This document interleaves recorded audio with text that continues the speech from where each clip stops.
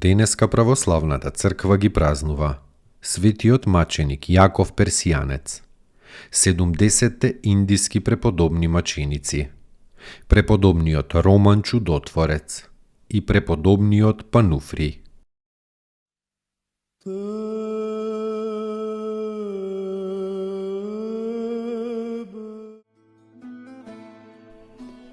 Светиот маченик Јаков Персијанец роден е во персискиот град Елап или Вилат, од христијански родители, во христијанска вера воспитан и со христијанска жена оженет.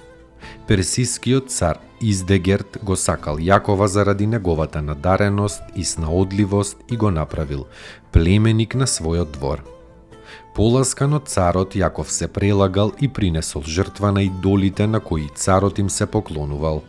Кога за тоа слушнале неговата мајка и жена му испратиле едно прекорно писмо во кое го оплакувале како богоотстапник и душевен мртовец. Сепак, кон крајот на писмото го молеле да се покае и да се врати кон Христа. Погоден со ова писмо, Јаков горко се покајал и пред царот смело ја исповедал својата вера во Христа Господа.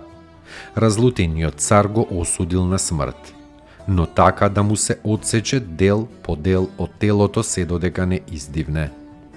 Джелатите целосно ја исполниле оваа заповед на својот нечестив цар и на Јакова прво му ги пресекле прстите на рацете, па прстите на нозете, па нозете, рацете, рамењата и најпосле главата. При секое сечење маченикот оддавал благодарност кон Бога. Од неговите рани излегувал благопријатен мирис како од кипарис.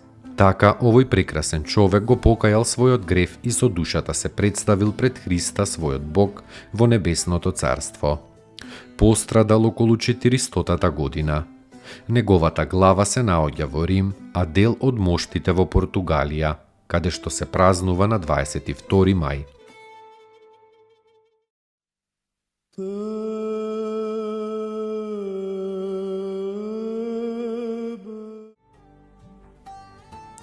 Седумдесет индиски преподобни маченици.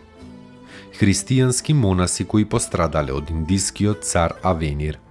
Разлутен на старецот Варлаам за тоа што му го крстил синот Јоасав, царот Авенир испратил потера по Варлаам.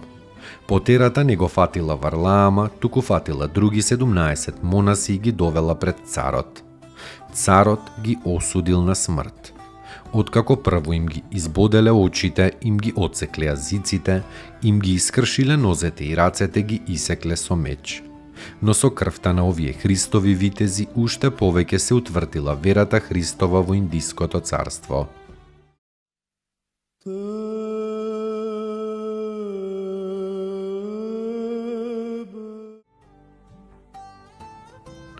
Преподобниот Роман Чудотворец се подвизувал во околината на Антиохија.